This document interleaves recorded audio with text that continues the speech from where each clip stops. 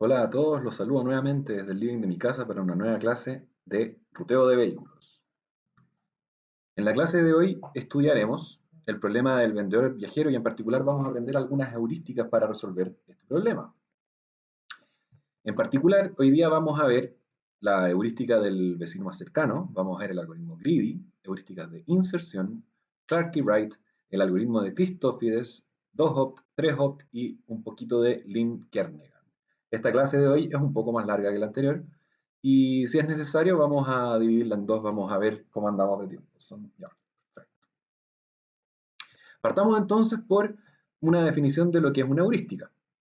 Como les dijimos, como vimos en la clase de introducción, una heurística es una aproximación para resolver problemas, para aprender, para descubrir cosas, que usa un método práctico, pero que no está garantizado de ser óptimo o perfecto, sino que simplemente es suficiente para las metas inmediatas que nosotros podemos tener. ¿Sí? Entonces, una forma de entender una heurística de forma sencilla es simplemente pensar en que las heurísticas son aproximaciones para encontrar soluciones prácticas y rápidas. Pongo este dibujo acá porque quizás no todos hacen la conexión y yo creo que es re interesante darse cuenta de la conexión que tiene la palabra heurística con algo que está pasando en esta imagen. ¿A quién se le ocurre que será? Evidentemente, este de acá representa al famoso Arquímedes que dijo Eureka cuando resolvió un problema físico mientras se bañaba en su tina. Eureka significa lo encontré, entonces la palabra heurística simplemente viene de encontrar. Es una herramienta para encontrar cosas que estamos buscando. En los problemas de ruteo, en general las heurísticas pueden ser clasificadas en dos grandes grupos. Tenemos por un lado heurísticas que son constructivas, en inglés se habla de tour generation, y que sirven para encontrar una única solución rápida al problema, generalmente con la intención de ser tomada como punto de partida. Normalmente las heurísticas constructivas no las vamos a ocupar para quedarnos con esa solución y punto. ¿Por qué? Porque tenemos otra familia de heurísticas que son las heurísticas de mejora, tour improvement, que lo que hacen es encontrar mejores soluciones partiendo de una solución construida de alguna manera y haciendo un proceso iterativo de mejorar continuamente la solución que tenemos actualmente. Seguramente muchos de ustedes ocuparon una estrategia parecida cuando hicimos el ejercicio de construir el tour por Europa, ¿se acuerdan? La primera heurística, la más evidente de todas, se conoce como la heurística del vecino más cercano. Y la idea es tan sencilla como ir visitando nodo por nodo, partiendo de un nodo arbitrario, y en cada momento visitar al nodo más cercano, al nodo de menor distancia del que estemos ahora. Esta heurística ustedes la van a tener que implementar en la tarea 1. Me gusta siempre comentar acá en clases porque es algo que personalmente yo he vivido muchas veces y me imagino que ustedes también, pero esto es algo que pasa un montón de veces cuando uno está repartiendo amigos en el auto. Puede ser a la vuelta de un viaje, puede ser al final de un carrete, un matrimonio, que uno tiene el auto lleno de gente y empiezan a discutir, no sé, por las 6 personas arriba del auto de ya, ¿quién hay que dejar primero? ¿Quién hay que dejar después? Y estos ruteos hechos en conjunto suelen terminar convergiendo a una solución que es un vecino más cercano simplemente porque no hay forma de ponerse de acuerdo y uno va por lo obvio y lo obvio normalmente es vamos a dejar al próximo que esté más cerca. Esa es la solución del vecino más cercano. Veamos ahora con nuestra querida instancia de los 29 nodos capitales europeas, obviamente hay más capitales, son como 50, pero estos son 29 elegidas de forma interesante. Por ejemplo, ¿qué sentido tendría meter al Vaticano como capital aparte si es que está dentro de Roma, ¿cierto? Bueno, entonces, vamos a construir un tour usando vecino más cercano para esta instancia simplemente como, a modo ilustrativo porque en verdad es bastante sencillo. Vamos a seleccionar Lisboa como punto de partida, podría ser cualquiera, y acá vamos a ir visitando siempre el más cercano. ¿Cuál es el más cercano de Lisboa? En el dibujo está súper claro, ¿cierto? Sería Madrid. Vamos al nodo 2. Desde Madrid ya en el dibujo no queda tan claro cuál sería el nodo más cercano, pero créanme, hice los cálculos, pueden revisarlos ustedes también con la planilla, es el 13. Desde el 13 tiene cara de ser el 14 el próximo, el 14 claramente lleva al 15, el 15 lleva al 16, el 16 lleva al 17 y ahora que estamos en el 17 tiene cara de que puede ser el 18 o el 12. Comparamos, vemos cuál es el más cercano, es el 12, nos vamos para el 12. Y así seguimos, con este procedimiento que es súper mecánico, súper sencillo, y terminamos construyendo ese tour de ahí. Este tour de ahí, como les comentaba en el foro ayer, en la respuesta de la pregunta de uno de ustedes, suele tener problemas. Acá hay algo que salta a la vista, ¿cierto? Hay algo que salta a la vista de que no puede ser una buena solución. ¿Por qué? Porque se cruzan los arcos. La distancia total de esta solución es 3999, muy por encima del óptimo, que no me acuerdo de memoria ahora cuánto era, pero era 3600 por ahí, ¿o no? Podemos revisarlo, sale en la próxima diapositiva, de hecho, ¿no? 3563. Entonces, esta solución es bastante más mala que la óptima, 12% peor que la óptima. El tour óptimo era este, recuerden. Uno de los problemas con este método y por qué falla, por qué fracasa, es porque no mira hacia adelante. ¿Qué quiere decir mirar hacia adelante? Que a veces por seguir a tu vecino más cercano, vas a dejar sin visitar y vas a dejar como pasados algunos nodos que deberías haber metido antes en tu ruta y que cuando queden 2 o 3 nodos en la red, vas a tener que devolverte para visitarlos. ¿Sí? Eh, Ese es el problema que menciono acá de los últimos arcos que escogen. Normalmente los últimos arcos que escoge son arcos no muy buenos. De hecho, si es que vamos un poco más allá y probamos este algoritmo con instancias, con costos no triangulares, algo así como lo que vamos a experimentar en el proyecto 1, la solución puede ser todavía peor, porque los costos no triangulares significa que moverse con el cercano te puede llevar a un nodo que después esté lejos de todo. Por ejemplo, imaginen que estábamos aplicando el vecino más cercano sobre nuestra misma instancia y que el último arco, el arco 3.1, por algún motivo era muy, muy caro. ¿Por qué? Porque no es triangular, no es euclidiana esta cosa, entonces podría ser cualquier cosa. Si ese arco 3.1 era muy caro, la solución a la que nos habría llevado el vecino más cercano es horriblemente mala. Si la instancia satisface la desigualdad triangular y además es simétrica, esta heurística puede garantizar que la solución no será peor que 1 más logaritmo de n medios la solución óptima. Y acá esto suena como contradictorio, porque yo les dije que Cristófides era el único que daba estas garantías. La gracia de Cristófides es que es la única que da garantías que no dependen de n, ¿cierto? Vamos, es más entretenido así. Chun, chun, chun, opciones de puntero. Ya. N, depende de n. Entonces eso es una súper mala garantía, porque es una garantía que va creciendo cuando crece la instancia. Sin embargo, pruebas empíricas sobre instancias con nodos generados al azar sobre un área cuadrada y con distancias euclidianas normalmente arrojan soluciones del orden de 1,25 veces la óptima. 25% es malazo en todo caso, ¿eh? ¿Cierto? Como les decía el otro día en clase, si ustedes están comprando algo y les dicen, no, esto está 25% más caro de lo que vale en otro lado, es considerablemente más caro. Esta solución obviamente se puede mejorar de distintas maneras. Una forma, si ustedes programaron el vecino más cercano y no quieren programar nada más por algún motivo y quieren hacerla un poquito mejor, bueno, pueden repetirla con distintos puntos de partida y van a llegar a distintas soluciones y pueden ver cuál de esas es mejor. El segundo algoritmo que vamos a ver, y siguiendo la temática de personajes Simpson, es la heurística o el algoritmo greedy, ambicioso, por eso puse el señor Burns. Este algoritmo consiste en insertar en cada iteración el arco menos costoso, cuidando de mantener la estructura del tour, es decir, evitando que se cierre un subtour e impidiendo que un nodo cualquiera adquiera un grado mayor que 2. Noten, vamos a ver un ejemplo, va a quedar súper claro ahora, pero noten que acá no necesariamente vamos dibujando el tour en forma continua, sino que vamos agregando pedazos del tour en distintos lugares del mapa. Veamos. Acá tenemos entonces el mapa de Europa. ¿Y qué es lo que vamos a hacer? El algoritmo greedy dice, busca cuál es el arco más corto que puede haber en este grafo y agrégalo. ¿Cuál es el par de ciudades más cercanas entre sí? Con el dibujo no queda tan claro, pero son la 10 y la 11. Ahí está. Buscamos la segunda. 14, 15, perfecto. Tenemos que siempre tener ojo, podemos seguir agregando, pero con ojo de no echarnos el tour, en palabras sencillas, de no romper el tour. ¿Y cuándo se rompe el tour? Sigamos adelante, ahí se rompería el tour. Ahora tocó el 2810, pero claramente no podemos agregar el arco 2810 porque el nodo 28 ya tenía un grado 2, por lo tanto no admite más arcos de salida, ¿cierto? Entonces ese lo dejo en amarillo. Seguimos adelante, empiezan a aparecer varios arcos que no son admisibles en este orden. Seguimos adelante con este procedimiento. Simplemente estamos siempre seleccionando acá el más corto. De hecho, en algún momento vamos a parar de mostrar los arcos amarillos y vamos a simplemente escribir la solución final.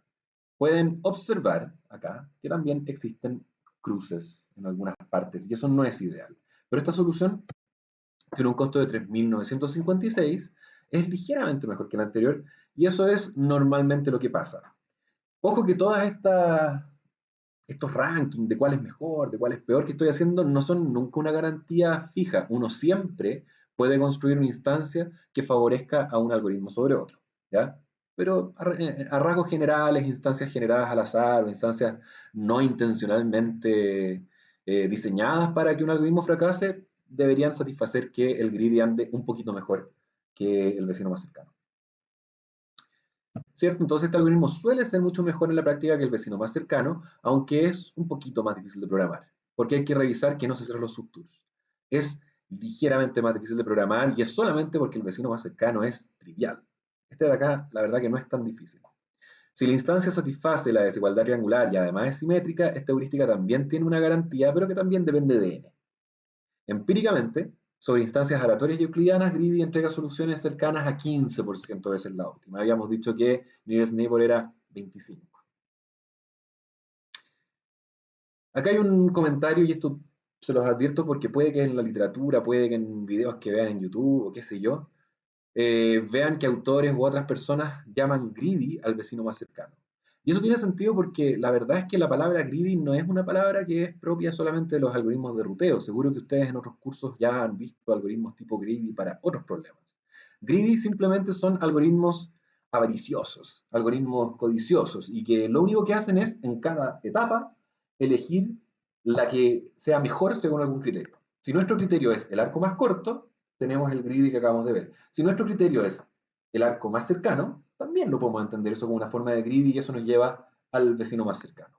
Y de hecho hay autores que le dicen greedy al vecino más cercano, así que tienen que tener un poquito de ojo cuando alguien hable de algoritmos greedy en ruteo. El tercer tipo de algoritmo que vamos a ver son las heurísticas de inserción. Estas heurísticas parten con un subtour pequeño y les vamos a ir colando visitas entre medio de lo que ya está visitado. Y esas visitas que vamos a ir colando las vamos a hacer con algún criterio inteligente. Algunos de los criterios que vamos a mencionar acá son el criterio de dónde está la inserción más barata. De todos los nodos que no están todavía en el tour, ¿cuál es el que, si lo pongo en su posición óptima, resulta más barato y le agrega menos distancia al tour? ¿Cuál es el más cercano o el más lejano? Que lo vamos a explicar con un ejemplo. Incluso podemos agregar a los nodos de forma aleatoria. Podemos simplemente escoger aleatoriamente alguno de los nodos que no está agregado todavía y después obviamente tratar de ponerlo en el mejor lugar donde podría estar en el tour. ¿Cierto? Entonces acá están mencionados algunos de estos criterios: más barato, más cercano, más lejano, aleatorio. Es bueno notar acá que el orden de los nodos a ser incorporado puede ser preprocesado sin llevar registro del tour en los últimos tres criterios. Si nosotros queremos ver dónde va el más barato a agregar, necesitamos conocer cuál es exactamente el tour que llevamos hasta ahora. Pero si nosotros queremos saber cuál es el más cercano, cuál es el más lejano o en orden aleatorio, y va a quedar mucho más claro con el ejemplo, nosotros podríamos incluso construir a priori el orden de inserción de los nodos sin ni siquiera tener que mirar el tour, porque el más cercano y el más lejano se comparan con respecto a los nodos visitados, no directamente a cuál es el tour que tenemos construido. Veamos un ejemplo. Vamos a tomar el nodo 1 como punto de partida. Al principio el tour se va a ver medio raro porque es un tour generado, ¿cierto? ¿Cuál es el nodo más lejano del nodo 1? Entre todos los nodos no visitados, elegimos cuál es el más lejano de lo que tenemos armado como tour. En este caso, el 21. Entonces, nuestro primer tour va a ser un tour que va de 1 a 21 y vuelve, simplemente. Pasa por encima de 27, pero no está visitando 27, eso es una coincidencia. Entonces, ahora vamos a escoger el siguiente nodo más lejano y incorporarlo a la ruta. Y acá me gusta darles un ejemplo, porque siempre, todos los semestres, me doy cuenta de que hay algunas personas que les cuesta un poco más entender a qué nos referimos con nodo más lejano. Entonces, el ejemplo que les voy a dar es el siguiente. Imaginen que los nodos ya visitados por el tour son, pongamos, estaciones de metro. Y imaginen también que los nodos no visitados son alumnos del curso. Entonces yo les pregunto a ustedes, ¿cuál es el alumno que vive más lejos del metro? Esa es la pregunta que estamos respondiendo acá. Estamos buscando de todos los nodos, cuál es el que está más lejos de todos los nodos ya visitados. Entonces en este caso sería el nodo 4. Y para agregar el nodo 4 al tour lo ponemos así. ¿Sí? Veamos un nuevo ejemplo, una nueva iteración. ¿Cuál es el nodo más lejano a los tres nodos ya visitados? ¿Sí? Todos estos nodos de acá están más o menos cerca de 4, tiene cara que debería ser o el 18 o el 17, ¿cierto? De hecho es el 18. Agregamos el 18 en el tour, lo incorporamos ahí. Si notan, si ponen atención, se dan cuenta de que en verdad hay tres formas de agregar el 18. Uno tiene que sacar un arco y cambiar ese arco por un desvío que pase por 18. En este caso es obvio dónde va, pero en la próxima iteración, donde el nodo más lejano es el 12, y ojo, quédense un segundo, si les cuesta todavía entender el concepto de nodo más lejano, piensen bien en este nodo 12 como elegimos, porque este es un súper buen ejemplo, porque el nodo 12 no parece tan lejano, pero es simplemente el que su distancia máxima es la mayor. Las distancias que nosotros miramos son esta, esta, esta y esta. Y de esas cuatro, de esas cuatro, tenemos que mirar cuál es la menor, porque esa es la distancia a la que estoy, comillas, del metro, ¿cierto? Si ustedes son un alumno que vive en el nodo 12 y estas son las cuatro estaciones que tiene el metro, yo les digo, ¿a qué distancia vives del metro? Ustedes naturalmente entienden que tienen que pensar en a qué distancia viven de su estación más cercana, ¿cierto? Porque no tiene ningún sentido pensar en la más lejana, eso no sirve de nada. Entonces, la distancia que vale para 12 es esta. Y esa distancia se calcula para todos los nodos, se ve cuál es el nodo más cercano que tienen y de todas esas distancias más cercanas elegimos la mayor, ¿cierto? Sería una especie de max-min, si quieren. Bueno, déjenme borrar estos dibujos porque... chun, chun, chun, ya. Porque ahora, porque ahora obviamente hago esta comparación. Estoy buscando... no, en realidad no. Lo que estoy haciendo acá es otra cosa. Lo que estoy haciendo acá es respondiendo a la pregunta que está acá arriba. ¿Dónde ahora incorporamos 12 al tour? ¿Por qué? Está más o menos claro que eliminar este arco de acá y hacer un desvío por acá va a ser súper malo y eliminar este de acá va a ser súper malo y esto lo estamos haciendo al ojo. En realidad uno podría tener que hacerlo con todos los posibles arcos, pero acá los dos candidatos son eliminar este, ¿cierto? Y rutear por este lado o eliminar este y rutear por este lado. Entonces, ¿qué es lo que hacemos? Simplemente comparamos las dos opciones. Acá quitamos un poco el ruido, un poco los dibujos y miramos el efecto sobre la distancia total del tour de irnos por cualquiera de los dos lados. La opción 1, el delta 1, sería agregar 354, mejor así, agregar 354, agregar 394 y restar 668, ¿cierto? Y eso nos aumenta el tour, nos hace el tour más largo en 80 unidades. Ahora vemos la opción 2, que es tomar el otro desvío, que es sumar 394, sumar 419 y restar 707. Y eso nos aumenta el tour en 106. Por lo tanto, la opción que gana es la opción 1 y tenemos que insertar la visita por este lado, ¿cierto? Entonces, volvemos al dibujo y hacemos la inserción en el lugar que calculamos como el óptimo. Y ahora tenemos que repetir este procedimiento una y otra y otra y otra vez hasta cuando llegamos a un tour definitivo. En este tour tiene menor distancia que los otros dos anteriores y suele ser mejor que los otros dos anteriores porque tiene una gran gracia, una particularidad, y es que esta metodología en instancias euclidianas, etcétera, etcétera, garantiza que no hay cruces. Por la forma en que se va construyendo, nunca va a generar un cruce. Por lo tanto, suele ser mejor que las dos que ya vimos. En este momento igual vale la pena comentar algo que normalmente sale en clase y es esta idea de que uno pensaría que agregar al vecino más lejano es una mala idea, uno debería estar tratando de siempre agregar a los más cercanos, ¿cierto? Pero la verdad es que el más lejano funciona bastante bien y es porque asegura de que el tour cubre en amplitud toda la zona primero y después vamos haciendo ajustes que lo van haciendo meterse para adentro y tomar desvíos para agarrar al resto de los nodos. Pero nos vamos preocupando inmediatamente de los nodos difíciles en vez de dejarlos para el final. Este algoritmo arroja soluciones sin cruces en los arcos, como les dije recién, lo que en instancias euclidianas suele llevar a mejores soluciones iniciales. Al igual que el algoritmo del vecino más cercano, este algoritmo puede ser utilizado para encontrar distintas soluciones iniciales, tanto al variar el punto de partida como cambiando el criterio de selección, ¿cierto? El criterio de selección aleatoria, por ejemplo, que yo les daba, se puede ocupar muchas veces y cada vez nos va a dar una solución distinta. Y ustedes a veces pueden querer generar distintos puntos de partida para alimentarle a los algoritmos de mejora que vamos a ver un poquito más adelante en esta misma clase. Veamos un nuevo algoritmo, Clark y Wright. El algoritmo de Clark y Wright originalmente fue propuesto para resolver el problema de ruteo de vehículos, que vamos a ver en la próxima unidad del curso, pero también funciona para el TCP, porque el TCP es un ruteo de vehículos con un puro vehículo. lo que hace es calcular un indicador de ahorro para cada arco de la red y a continuación incorporar a los arcos en forma greedy, en forma secuencial, según los que tengan mayor ahorro, ¿sí? Ordenados de mayor a menor ahorro. Entonces también pertenece a la familia greedy, como digo acá, y se conoce a veces como el algoritmo de los ahorros. Entonces, ¿qué es lo que tenemos que primero ver para entender Clarke-Wright? Obviamente, es qué es lo que define como ahorro. Supongamos que existe un nodo en particular en la red y que lo vamos a llamar cero, que corresponde al depósito, al nodo donde parte el tour. ¿Cierto? En el problema de ruteo de vehículos, eso no oficialmente existe. En el problema, en el TSP, cualquier nodo puede ser el nodo cero. Entonces, vamos a considerar una solución inicial donde cada nodo de la red, excepto el cero, es visitado directo desde cero y con un vehículo distinto. ¿Sí? Vamos a partir por un problema de ruteo de vehículos, pero pum, pum, vamos a ir combinando las rutas hasta llegar a una sola. Entonces, la pregunta es, ¿cuál es el ahorro que nos da ocupar un arco para combinar dos rutas? ¿Qué ahorro en términos de distancia se obtiene si unimos dos nodos en particular, I y J, dando origen a la ruta I, 0 y J0? Gráficamente queda mucho más claro. Nuestra solución inicial es ir de 0 a I y volver a 0, ir de 0 a J y volver a 0. Y nuestra nueva solución que estamos evaluando y comparando es hacer esta ruta que está dibujada acá. Entonces, ¿cuál es el ahorro de costos entre la situación de la izquierda versus la de la derecha? Es hacer un cálculo súper sencillo, ¿cierto?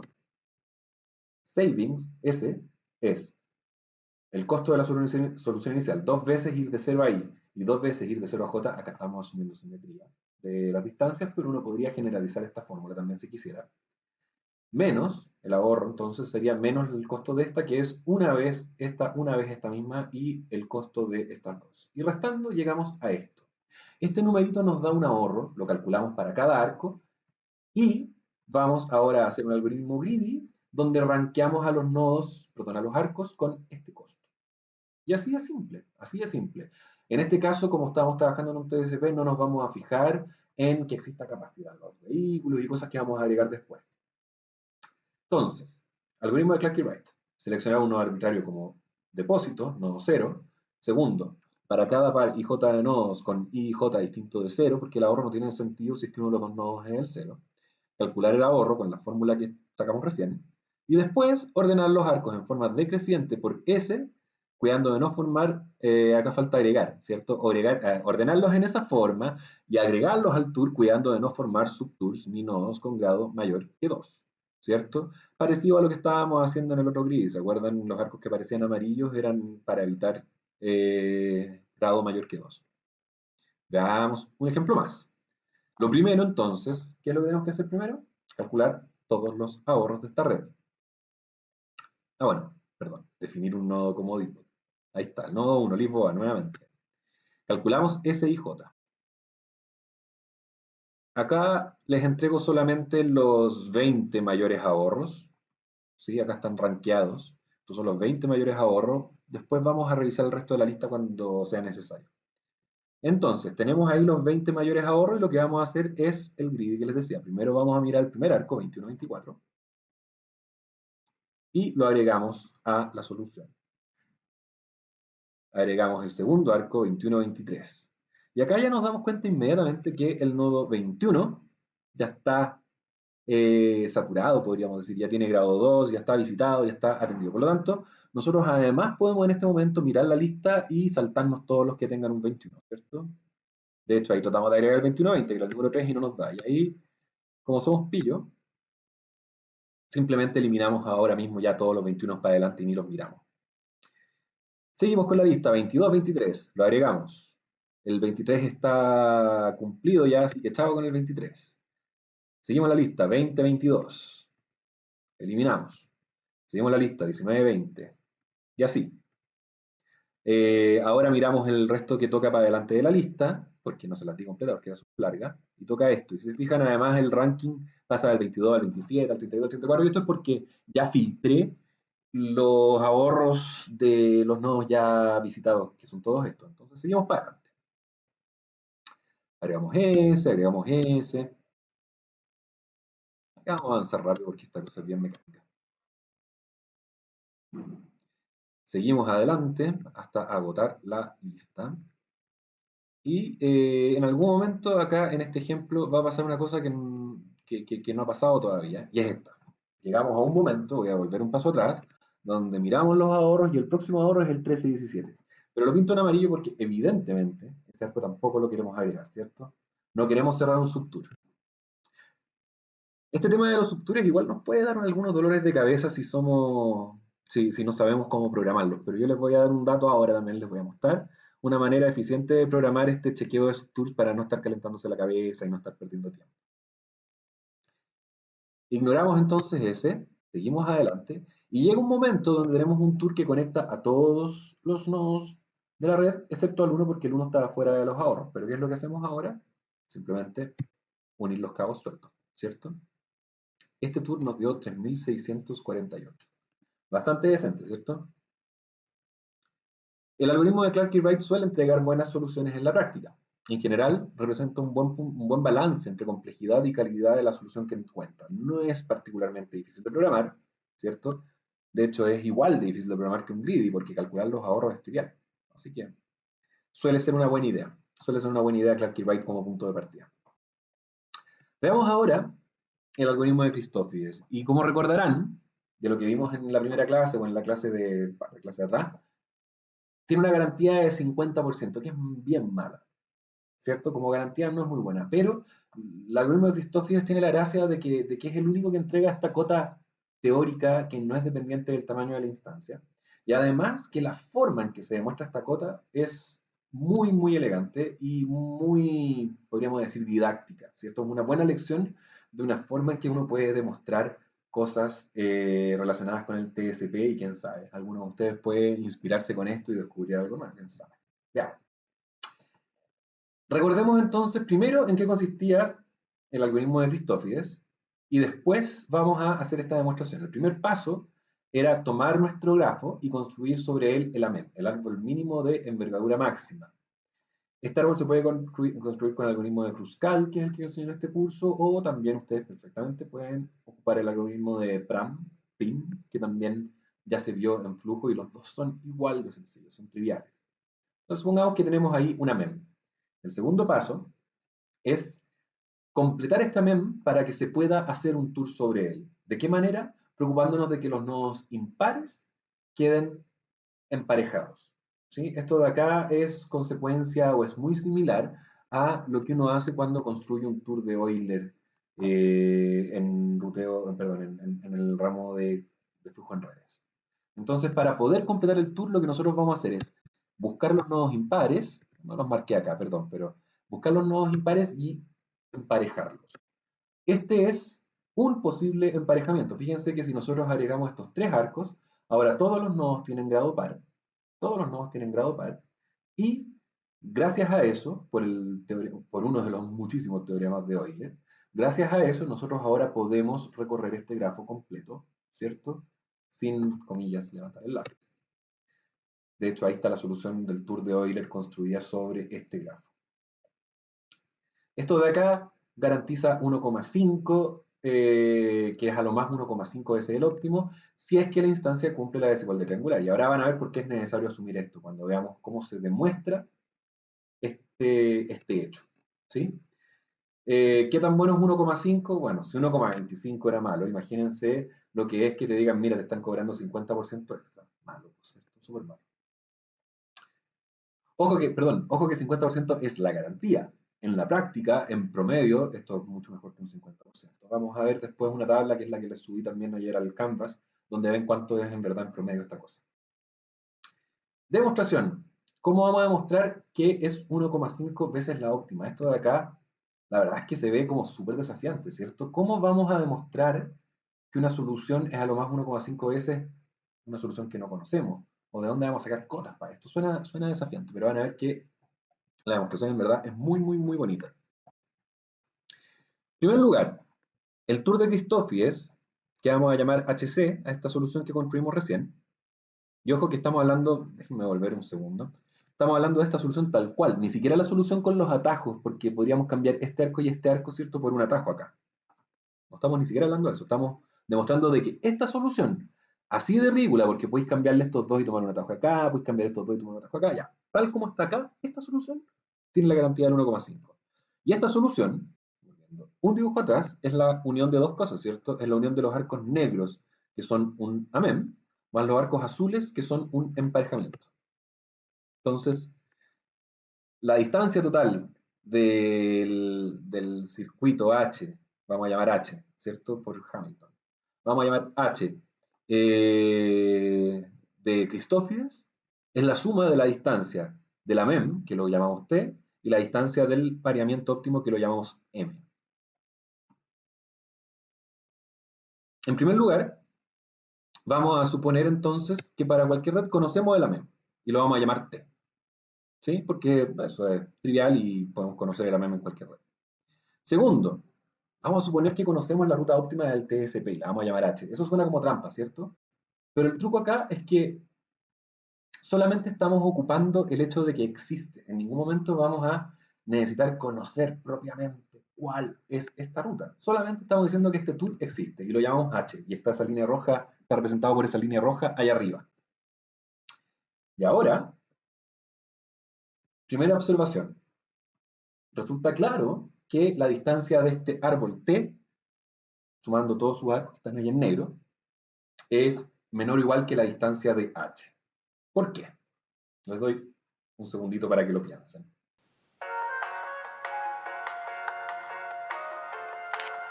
¿Lo ven o no? La respuesta es, miren el tour completo, rojo. Si ustedes a ese tour le sacan un arco, por ejemplo este, lo que queda es un árbol. Por lo tanto, el tour es mayor que algún árbol. Y el árbol, el AMEM, es por definición el árbol más barato de todos. Por lo tanto, si el tour H es mayor que un árbol y el AMEM es el mejor de todos los árboles, el tour H, el costo de H, es menor o igual, o sea, es mayor o igual que el costo del AMEM. ¿Sí? Sigamos. Segundo paso ahora, ¿qué vamos a hacer? Vamos a construir el circuito C que visita únicamente los nodos de grado impar de la MEM en el mismo orden que H. Entonces, ahora sí pinto los nodos impares que ahí están. Y vamos a construir un circuito que visita todos estos nodos, ojo, en el mismo orden que los visita la línea roja. Entonces, la línea celeste quedaría así. ¿Se fijan? Estamos haciéndolos en el mismo orden que los visita el rojo, pero poniendo atajos con el azul. Entonces, si se cumple la desigualdad triangular, podemos asegurar que la distancia total de C es menor o igual que la distancia de H, ¿cierto? Este de acá debería ser evidente, porque como les mostré recién, el tour azul es el tour rojo, pero con atajos. Y acá está la clave de la desigualdad triangular.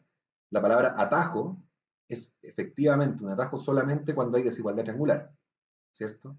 Y cuando ahora lo piensan en la vida cotidiana, piensan, un atajo es aplicar la desigualdad triangular en la vida real. Seguimos. El circuito C podemos descomponerlo en dos subconjuntos, M1 y M2. Y lo vamos a descomponer en forma alternada. Por ejemplo, así. ¿Se fijan? La mitad de los arcos son M1, la otra mitad son M2. ¿Podemos garantizar que siempre van a quedar alternados? Para que queden alternados es necesario que haya una cantidad par de arcos, ¿cierto? Para que haya una cantidad par de arcos necesitamos que haya una cantidad par de nodos.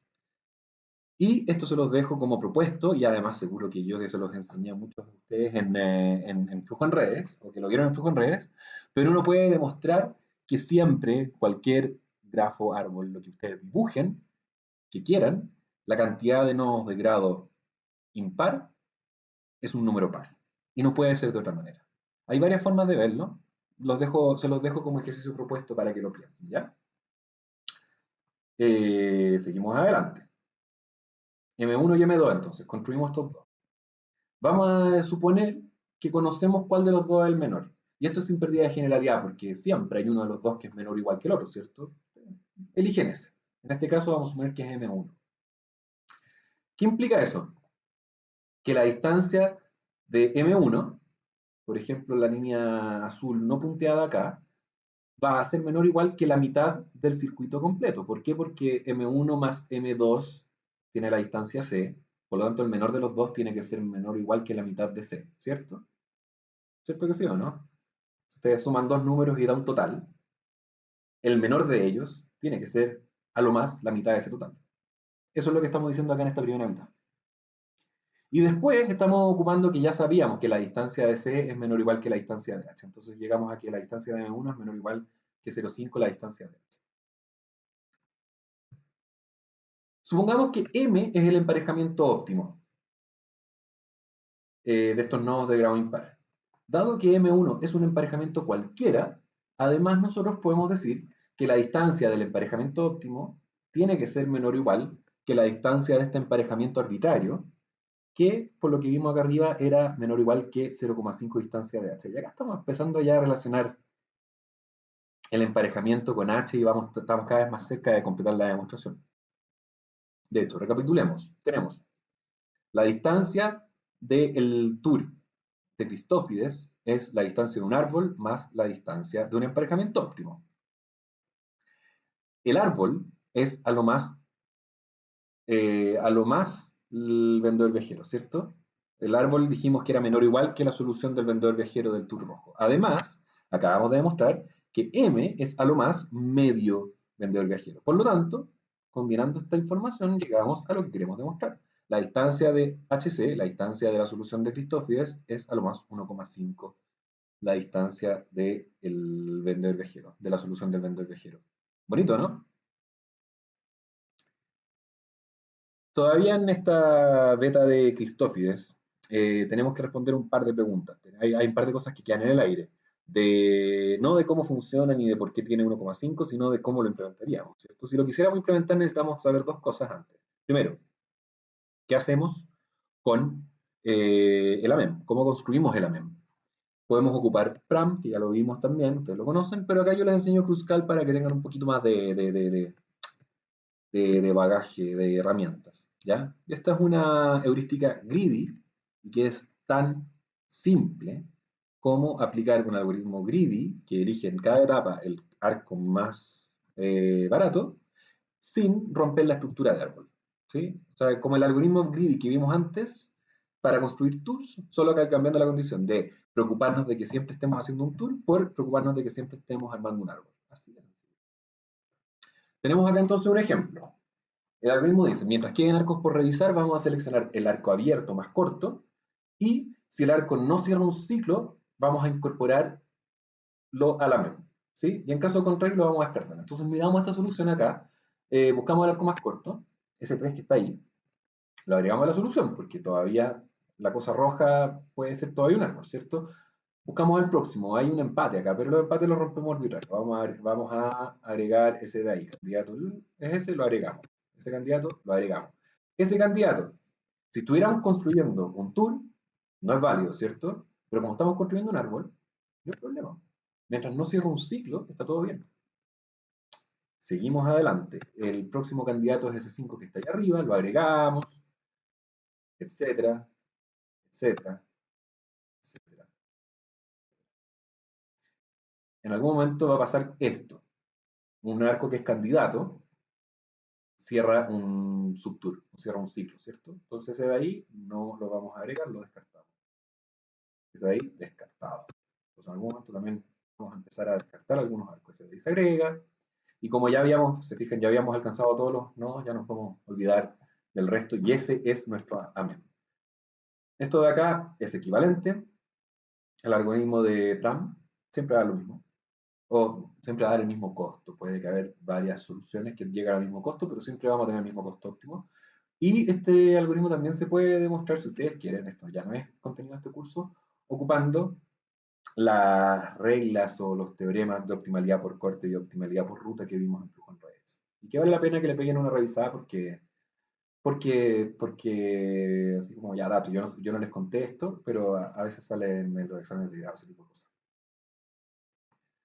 Determinación eficiente de ciclos. Este es el segundo problema del que habíamos hablado, ¿cierto? O no, este es la segunda parte del algoritmo y tenemos que saber hacerlo bien. No es trivial programar un algoritmo que cada vez que nosotros tengamos un arco candidato, seamos capaces de decir, ¿lo agregamos o no lo agregamos? Entonces, queremos hacer ese chequeo en forma eficiente. ¿Y cuál es el truco? Primero se los voy a mostrar con una animación y después vamos a tratar de formalizarlo un poco. Pero la primera observación es que en cualquier momento de la ejecución de Cruzcal, los arcos que hemos agregado forman un bosque, es decir, una colección de árboles. Y a mí me encanta esta cosa de que sea tan directa la matemática, de que si ustedes tienen un conjunto de árboles se llame bosque, obvio que tiene que llamarse bosque. Y es un conjunto de árboles porque pueden estar desconectados durante algún momento de la solución del problema, y van a ver ahora.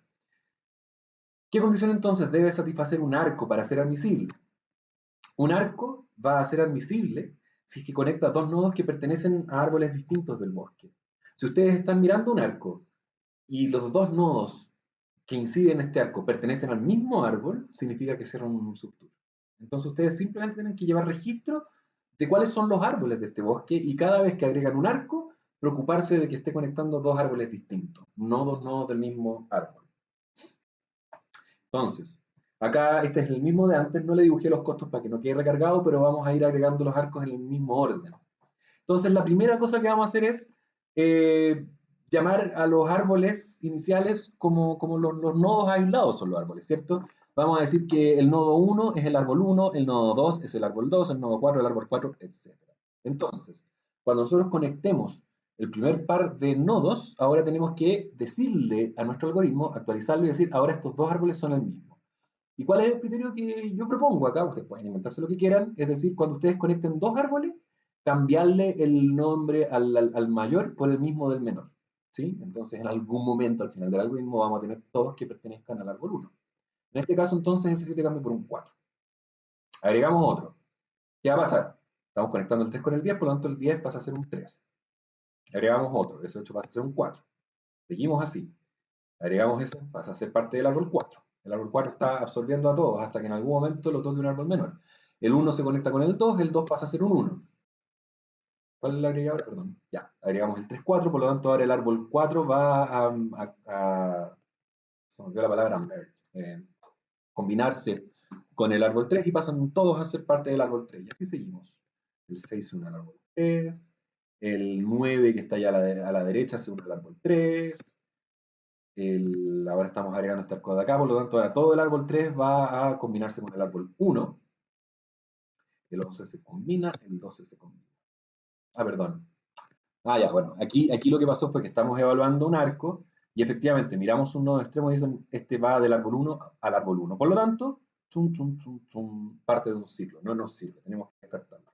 Para eso sirve llevar este registro de los numeritos de los nodos.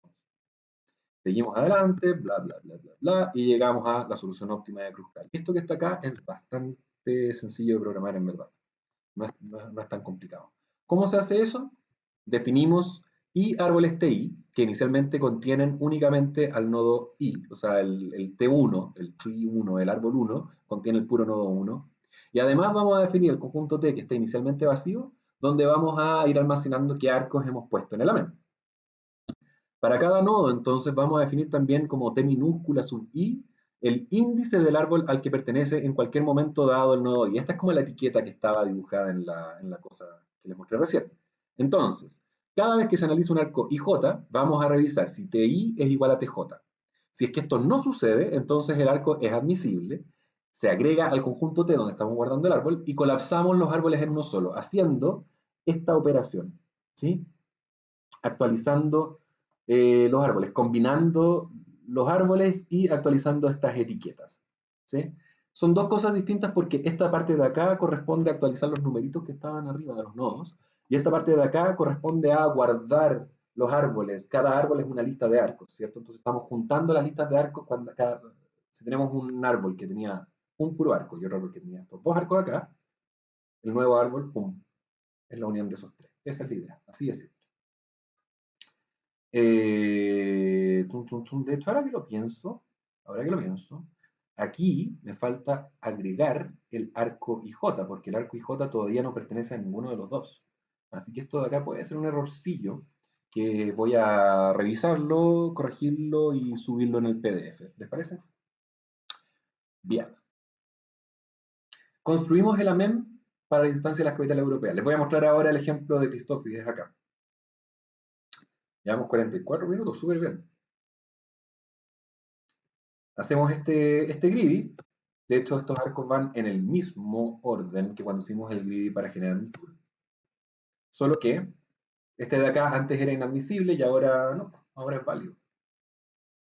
Ese sí es inadmisible porque cierra un tour, ¿cierto? Entonces seguimos agregando los que sean admisibles hasta que eventualmente llegamos a este árbol que está acá. Ese es nuestro amem. Paso 1, entonces, construir el amem. Súper fácil. Paso 2. El amem tiene un costo de 2.719. Es menor que el óptimo del vendedor viajero. Y eso es siempre así. Lo demostramos, ¿se acuerdan? El emparejamiento óptimo. El segundo paso requiere hallar el emparejamiento óptimo para los nodos de grado impar, como ya vimos. Y esto se puede hacer en tiempo polinomial aplicando una extensión del algoritmo de Edmonds. Edmonds hizo un algoritmo, y de hecho, paréntesis, el paper donde Edmonds publica ese algoritmo, creo que se llamaba Trees, Paths and Blossoms, algo así como árboles, senderos y blossoms son retoños o brotes. Es un nombre muy bonito, tiene nombre como de plantas, así como jugando con las palabras, en fin. Búsquenlo por ahí si quieren ver cómo se llama en verdad. Creo que no habla de paths, creo que era trees, blossoms y algo más por el estilo. Este es el paso más complejo del algoritmo de Christofides, a pesar de ser polinomial, ¿eh? A pesar de ser polinomial. Pero en la práctica, si nosotros estamos probando Christofides y queremos ver cómo funciona, también podemos hacer una aproximación en este paso. Una se conoce como el método de Gemans y Williamson, pero hay formas más fáciles todavía. Vamos a identificar los nodos de grado impar en primer lugar. Entonces, todos esos puntos que están en amarillo los tenemos que emparejar. Tenemos que hacer un matching entre ellos. Idealmente óptimo, pero bueno, si no es el óptimo, una aproximación suficientemente buena. Hay muchas formas de aproximar esto. Se puede hacer greedy, se puede, bueno, se podría hacer greedy e incluso después hacer un 2opt o algo por el estilo para mejorarlo. 2opt es un algoritmo de permutación, como vamos a ver después. Pero el que vamos a ocupar ahora es mucho más fácil que eso. Vamos a tomar los nodos de grado impar. Vamos a buscar una solución decente del TCP entre ellos, ni siquiera óptima. En este caso estamos ocupando la inserción del más lejano. Bla, bla, bla, bla, bla. Tenemos ese tour. Y después, ese tour, que siempre va a tener una cantidad par de nodos o una cantidad par de arcos, tarea para la casa entender por qué, podemos descomponerlo en dos posibles pareamientos, de la misma manera que hicimos en la demostración, ¿cierto? La primera opción en este caso va a tener un costo de 1.327, la segunda, que es el complemento, 1.551, obviamente nos quedamos con la mejor de las dos, y se la agregamos al árbol para obtener la solución inicial de Christoffel, que es esta, ¿sí? En realidad, si estamos programando esto, tenemos que hacer algo más, pues tenemos estas dos cosas, pero necesitábamos decir cuál es el orden de los nodos que vamos a necesitar. Y el orden de esos nodos se puede construir también con una heurística para obtener el tour de Euler. Una de las formas de hacerlo es simplemente partir de un nodo cualquiera y salir a recorrer el grafo, y vamos a escoger cada vez que lleguemos a una encrucijada un camino al azar. Esta operación siempre en algún momento nos va a devolver al punto de partida. Por ser euleriano el grafo, no hay ninguna posibilidad de que nos metamos en un callejón sin salida, por definición. ¿Sí? Entonces, en algún momento vamos a volver al principio. Es posible que hayamos visitado todos los nodos o es posible que nos hayamos devuelto antes de visitarlo a todos. Pero vamos a construir eso que llevamos y después vamos a buscar algún nodo desde donde podríamos haber seguido explorando y hacer una nueva exploración para combinarla con lo que ya tenemos. ¿Sí? Y eso se repite hasta que todos los nodos posean, acá lo llamo como grado nulo, ¿sí? Porque cada vez que nosotros visitamos un nodo, entra una vez, sale una vez y le descontamos dos, le descontamos dos, le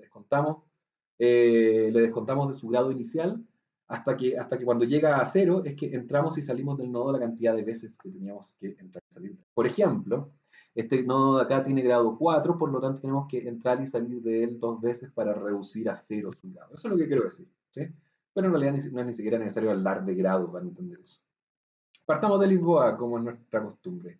Y en el nodo 13 vamos a suponer que tomamos una mala decisión, que nos fuimos para el 16. ¿Por qué? Porque esto lo está haciendo un computador que no está viendo este dibujo. Entonces tenemos una primera solución. El tour 1, 2, 13, 16, 17, 1. ¿Qué hacemos ahora? Buscamos algún nodo dentro de este tour que todavía tenga grado positivo, es decir, que todavía tenga un camino por el cual seguir, que claramente acá es el 13, ¿cierto?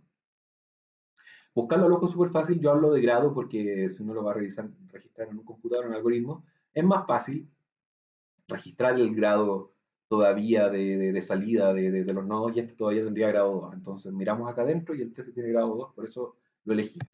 Y desde el 13 hacemos otra exploración que supongamos que salió esa. Esa que está ahí, llegó, listo. Llegó. No completó todo, pero vamos a ver ahora entonces que obviamente nosotros podemos combinar este tour que hicimos recién con este de acá y obtener un puro tour grande. El tour nuevo fue 13, 12, 11, 10, etcétera, etcétera, etcétera, etcétera, hasta llegar a 13.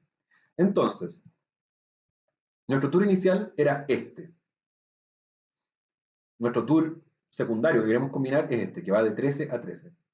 Entonces, ¿cómo se combinan los dos tours? Simplemente, imaginen, nosotros vamos de 1 a 2 a 13. Y acá, cuando llegamos a 13, en vez de ir a 16, lo que vamos a hacer es meternos acá, hacer toda la vuelta, pum, y después desde este 13 seguir hasta el final. Entonces, lo único que uno hace es, si esto de acá es estamos pensando en un algoritmo programable, es súper fácil, es pescar esta secuencia de acá y donde hay un 13, meter la otra secuencia. Y eso nos da este de acá.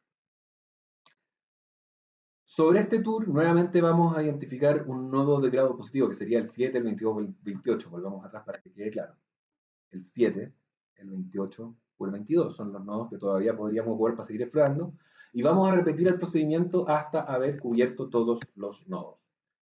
Ese procedimiento nos va a llevar a alguna solución de un tour de Euler que puede ser, por ejemplo, esta. Pero esta solución tiene la dificultad o el problema que nosotros habíamos mencionado ya varias veces, y es que repite nodos en el camino y nosotros podríamos tomar atajos, ¿cierto? Entonces, ¿cómo podemos hacer esos atajos? Una forma trivial de hacerlo. Primero se los voy a mostrar cómo lo haría con un computador y después se los voy a mostrar cómo lo hacemos o lo que significa en el dibujo. Lo que hacemos es simplemente eliminar los nodos repetidos, es decir, miramos la secuencia de nodos y cuando salga por segunda vez un nodo, por ejemplo, el 1, el 2, el 3, el primera vez, qué difícil. Hacerlo al ojo no es tan fácil. 6, 5. El 5 se repitió, ¿cierto? Entonces el 5 buscamos los que ya se repiten. Entonces se repite el 5 y así. Se repite el 7, se repite el 10, así nos queda. ¿Y qué hacemos después? Bueno, el 1 del final, ¿para qué lo vamos a eliminar? Si tiene que volver al principio, ¿cierto? ¿Qué hacemos después? Eso de ahí simplemente los eliminamos. ¿Qué significa eso si miramos la solución? De nuevo en el mapa.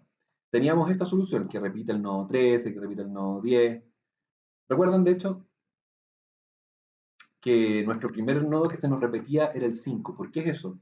Porque salimos a recorrer, creo que estamos recorriendo en este orden, y en algún momento cuando hacemos esta vuelta de acá, acá, por primera vez llegamos a un nodo que ya habíamos visitado. Fíjense. Estamos haciendo ese recorrido, y cuando llegamos al nodo 6, nuestro tour que habíamos escrito nos sugería ir al 5. Entonces, ¿cuál fue el criterio que ocupamos? Eliminamos al 5 de la lista, y eliminar al 5 de la lista significa pasar al que viene después, es decir, al 8. ¿Cierto? Entonces, eliminar los repetidos de la lista equivale a hacer estos atajos que nosotros estábamos buscando. Ya, del 8 nos deberíamos ir al 7, pero el 7 está visitado, el 10 está visitado, entonces se corre la lista hasta el 28. De hecho, si van a la página anterior y se fijan, el 7 y el 10, los dos estaban tachados seguidos. Entonces, el 8 pasa al 28. El 28 nos lleva al 29, el 29 ya no puede, el 28 se va al 27, y así seguimos para adelante hasta llegar al comienzo del tour, simplemente saltando los nodos repetidos. Y este es el tour que nosotros vamos a construir entonces finalmente. Tiene una distancia de 37,21 que es bastante buena. Existen diversas maneras de obtener el tour final a partir de la solución del tour de Euler, ¿cierto? Esta eliminación de los duplicados. ¿Por qué? Porque acá el criterio fue eliminarlo a la segunda vez que aparecía, pero ustedes también podrían eliminarlo la primera vez que aparece. Ustedes pueden hacer este proceso en distintos órdenes y los van a llevar a distintas soluciones. ¿Cuál es la mejor? Difícil saber. Por eso, eh, lo importante acá es que da lo mismo ustedes como hagan esto. Antes de empezar a hacer esta limpieza, ya teníamos la garantía de 1,5. Siempre y cuando el emparejamiento sea óptimo, cosa que no hicimos ahora. Así que lo que hicimos ahora, a pesar de estar dentro del rango 1,5, habíamos perdido la garantía, habíamos roto el sello de garantía de nuestro algoritmo. Este algoritmo suele entregar mejores resultados que los anteriormente vistos. Sin embargo, su complejidad de implementación hace que generalmente tenga más sentido trabajar con alternativas más sencillas, sobre todo si en verdad lo que queremos es utilizar esta solución como punto de partida. ¿Sí? Como yo les decía antes, Normalmente lo que uno hace para el TCP cuando tiene heurísticas es construir una solución fácil y después mejorarla. ¿Cómo mejoramos las soluciones? No todavía. Primero, vamos a hacer esta comparación de las heurísticas de construcción. Les voy a mostrar unos resultados bien interesantes de donde está la tabla que yo les compartí ayer en la página del curso, que supongo que todos vieron, ¿cierto? ¿Cómo se desempeñan entonces las heurísticas hasta ahora estudiadas en términos de tiempo de ejecución y de calidad de soluciones obtenidas? Veamos. Primero, idealmente, o no, sí, idealmente para saber qué tan buena o mala es una heurística, nosotros podríamos querer compararla con la solución óptima del problema. Pero el experimento que les voy a mostrar trabaja con instancias gigantes. Parte de instancias de tamaño 100 y se va hasta números muy, muy altos.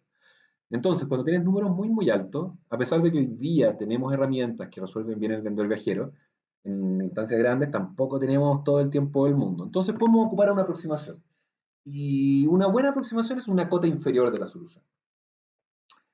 Esta cota inferior va a quedar mucho más clara cuando empecemos a resolver modelos exactos, pero es simplemente una relajación del problema de programación lineal. ¿Sí? Ustedes saben por optimización que cuando uno relaja restricciones de un problema, en este caso de minimización, si uno relaja restricciones, agranda el dominio, por lo tanto uno puede encontrar soluciones todavía mejores que el óptimo. Entonces esto es una cota inferior. Puede ser una solución todavía mejor que la del óptimo. Para poder medir la calidad entonces de esta solución heurística, idealmente teníamos que compararla con el óptimo del problema. Sin embargo, para estas instancias grandes no siempre es posible conocer este valor, o más que no ser posible, puede tomar mucho tiempo y el experimento que les voy a mostrar acá, sacado un paper hace montones, montones, montones de iteraciones para sacar resultados estadísticamente contundentes. Entonces, con este fin se puede ocupar una cota inferior del valor óptimo del problema. Y probablemente la mejor cota que se conoce para el TSP, por lo menos en facilidad de cálculo, que es lo que importaba en este experimento, es la de Heldt-Karp, que corresponde a la relajación lineal del problema entero mixto asociado. ¿Sí? Significa tomar el problema, idealmente, ni siquiera idealmente, con todas las restricciones de Subtool. Y eso es poco práctico, ¿cierto? Dijimos que eran demasiadas restricciones de Subtool. Pero estamos relajando el 0,1. Estamos permitiendo que las variables sean continuas entre 0 y 1. Entonces es una relajación importante, ¿cierto? Estamos transformando un problema entero en un problema lineal. ¿Y cómo se resuelve igual? Porque todavía tenemos estas tipo 2 a la n restricciones. Lo que se hace en la práctica es originalmente relajarlas, resolver el problema y si es que alguna de ellas está violada, la incluimos. ¿Sí? Teorema de relajación o el método de relajación que también se ve en optimización, básicamente. ¿Cierto? Las restricciones que nos molestan las podemos relajar. Y si nuestra solución resultante es factible considerando las restricciones relajadas, entonces listo, se acabó el problema. Y si viola a alguna de las relajadas, ¡pum! Agregamos esa en particular al problema, no las dos a la n, sino que esa en particular y volvemos a relajar. Entonces así se obtiene la cota de Heldt-Karp en la práctica. Y está súper descrito en el paper que también ayer de hecho se los compartí. Entonces acá están los resultados de la calidad del tool y de los tiempos de solución de las heurísticas. Y acá ustedes pueden ver una primera cosa, que de hecho puede ser una sorpresa. Fíjense, las instancias van desde 100 nodos hasta 10 a la 6 nodos, eso es 100.000 nodos. Y pueden ver que para instancias aleatorias euclidianas, es decir, toman un cuadrado y lo llenan de puntos distribuidos uniforme donde quieran, y después calculan las distancias euclidianas entre ellos. ¿Sí? Esa es la instancia euclidiana. Ustedes pueden ver que el desempeño de los algoritmos, por ejemplo, acá está Greedy. Bueno, vamos, esto es Christofides, esto es Clarke Wright, esto es Greedy y esto es Nearest Neighbor. Entonces uno mira esto de acá y se da cuenta que Nearest Neighbor es malazo, 25%, pero que no empeora tanto con el tamaño, a pesar de lo que dice su cota teórica, que tenía una n, ¿cierto? En la práctica, empíricamente uno puede ver que siempre anda en torno al 20 y tanto, que es bien malo, en verdad, bien malo. Greedy, en torno al 19 y va tendiendo a 14. Clarke Wright, este va creciendo, pero igual se queda medio pegado en 12, 12,1, 12,2. Y Christofides es el mejor de todos, pero fíjense, acá los autores del paper cuando llegaron a 10 a la 5.5 para poner una escala entre medio de estas, para darle más granularidad a la cosa, o al 10.6, dijeron, no, chao, chao, es demasiado complicado estar calculando a una MEM, un emparejamiento óptimo, un tordeles, chao. No se complicaron la vida. Prueban su punto llegando hasta acá. Fíjense en esto, y esto es algo que le da una pista gigantesca para la tarea. Si ustedes trabajan con distancias aleatorias, no euclidianas, el desempeño de los algoritmos funciona súper mal, fíjense, ¿cierto? Notarán que no está Cristófides acá abajo. ¿Por qué? Porque Cristófides tiene sentido para instancias, para instancias con desigualdad triangular, ¿cierto? Si no pierde su garantía.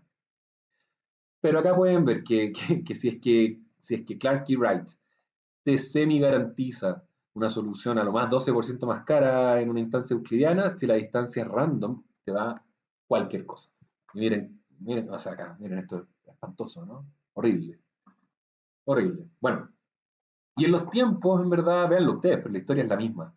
La historia es la misma. Sí llama la atención que Cristófides, de hecho, se dispara. Cristófides es mucho más lento de resolver que los otros y llega un momento donde se vuelve intratable y no valía la pena meterlo en el experimento. Mientras que Nearest Neighbor, a pesar de que da una solución súper mala en calidad directa, fíjense lo rápido que es.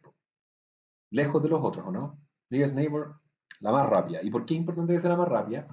Porque muchas veces lo que queremos hacer es tomar una solución inicial para ser mejorada después.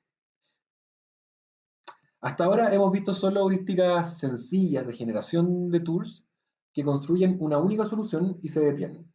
Existe toda una familia de heurísticas más complejas que son Tour Improvement, que son capaces de mejorar soluciones en forma iterativa, ¿cierto? La misma idea que muchos de ustedes aplicaron para hacer el experimento en la primera clase con el TCP.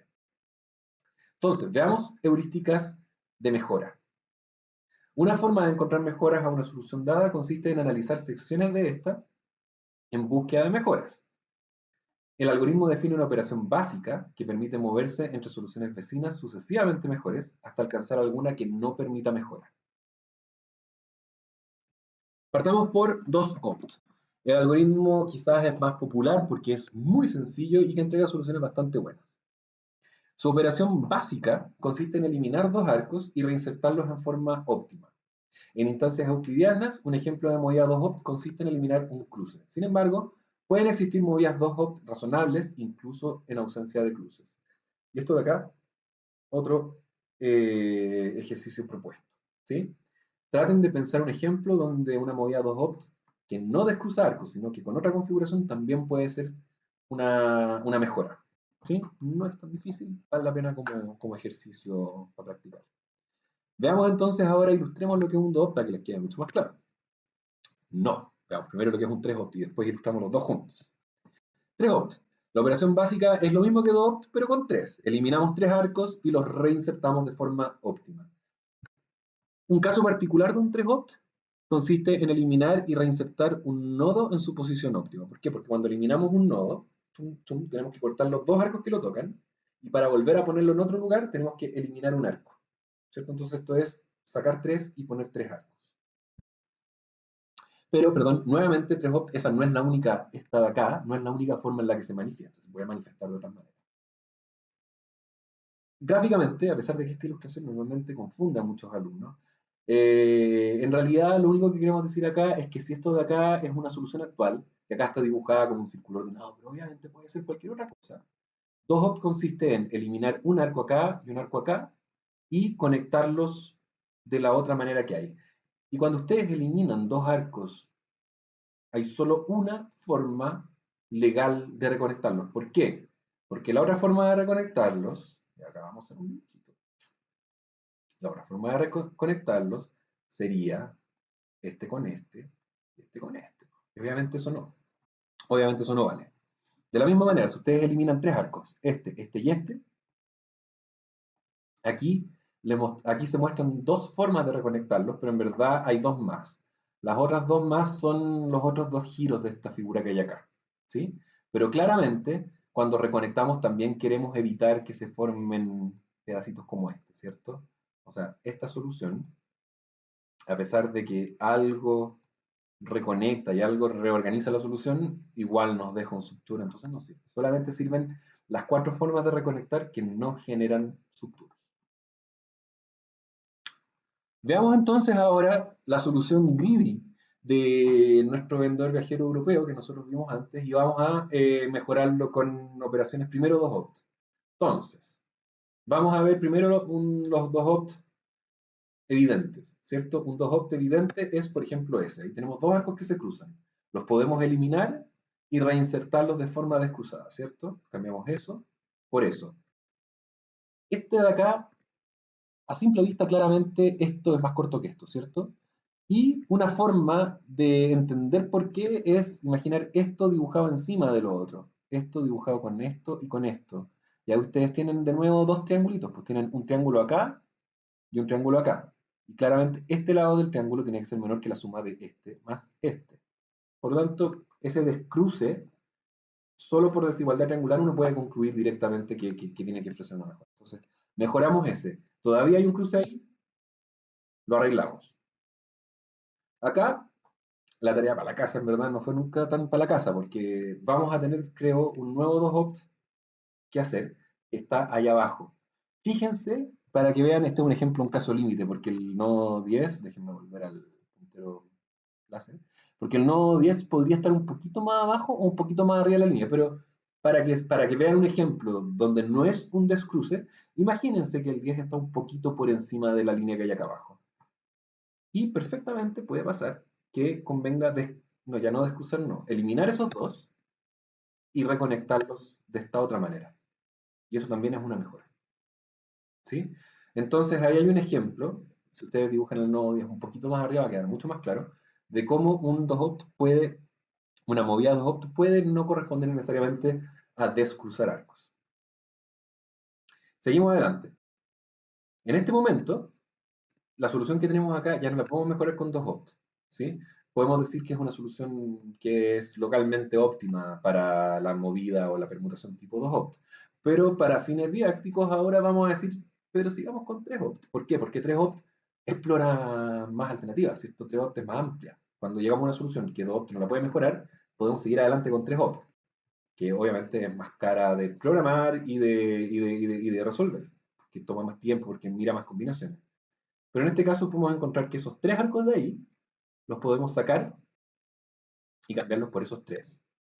Se fijan acá que, así como yo les decía antes, que un tipo de movida 3-opt es eliminar un punto y ponerlo en otro lugar, bueno, acá lo que hicimos fue desconectar un segmento, el segmento 13, 14, 15, y reconectarlo en otro lugar, fíjense.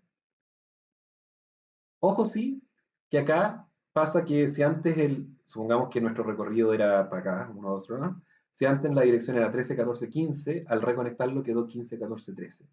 Y cuando ustedes programen esto, si es que programan un 3-hop, se van a dar cuenta de que tienen que hacer ese tipo de observaciones, que si mi ruta, si el pedacito que desconecté era 13, 14, 15, ahora lo tengo que invertir para volver a meter en otro lado. Ese tipo de cosas probablemente las vamos a ver en los talleres o en algún ejemplo, en algún problema de prueba que se estudien, no sé, vamos a ver, va a salir más adelante. Ese es un 3-hop. ¿Hay otro 3-hop? Sí, ahí hay otro 3-hop. Y en este caso no es un segmento que vamos a reinsertar enrolado. Simplemente esos tres arcos se pueden eliminar y ordenar de esa manera. Finalmente,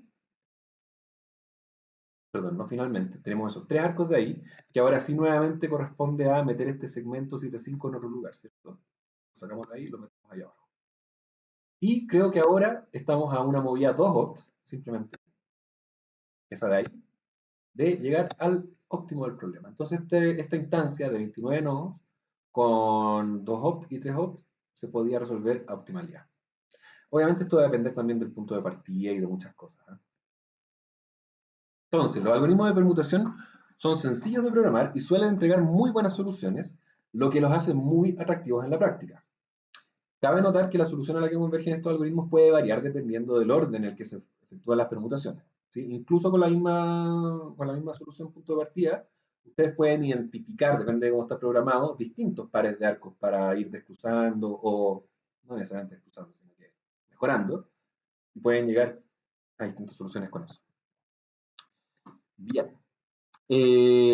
Acá hay una cosa que también es bien interesante, que esta es la tabla que les compartí. En realidad les debería haber compartido la de la parte de antes de la heurística de permutación. Pero bueno, ¿qué es lo que muestra esta tabla y por qué es importante verla? Lo que dice esta tabla es, hoy, sí, en realidad voy a poner una corrección después porque esta no es la tabla que les tenía que subir en esa respuesta. Lo que muestra esta tabla es qué pasa si nosotros, no, en realidad está bien, porque esta parte de arriba es efectivamente la misma que teníamos antes. Pero ¿qué es lo que nos muestra? Nosotros podemos partir por, a ver, déjenme pensar un segundito.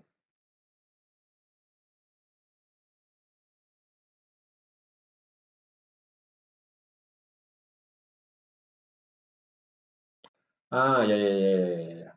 Ya, está todo bien. ¿Qué es lo que nos muestra esta tabla? Nos muestra la solución Greedy, la solución Clarke-Wright y la solución Christofides, y después nos muestra un 2-opt y un 3-opt partiendo de una solución Greedy. Y es una Greedy randomizada, pero filo, es un punto de partida. ¿Ya? Y acá ustedes ven que 2-opt y 3-opt efectivamente son bastante mejor que las anteriores. Si Christofides, que era la mejor, nos daba cerca de un 10%, 2-opt nos da cerca de 5 y 3-opt nos da cerca de 3. Para distancias aleatorias, el punto de partida es malazo, pero 2-opt y 3-opt nos acerca un poquito más a una buena solución, pero un gap de 150, un gap de 80 es súper malo todavía. O sea, necesitamos cosas más sofisticadas para resolver bien el problema cuando hay distancias aleatorias y espero también que podamos aprender un poco de eso con la primera tarea.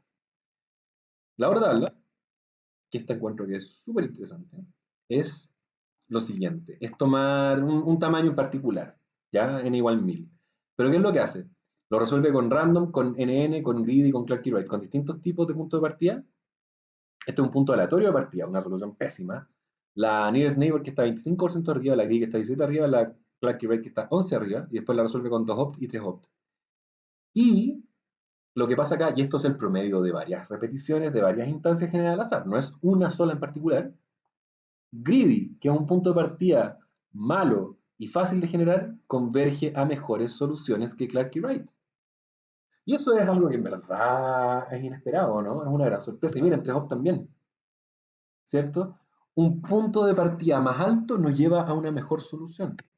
Un mejor punto de partida no implica una mejor solución final para los algoritmos de permutación. Esto es como una sorpresa, pero también es una buena noticia, ¿no?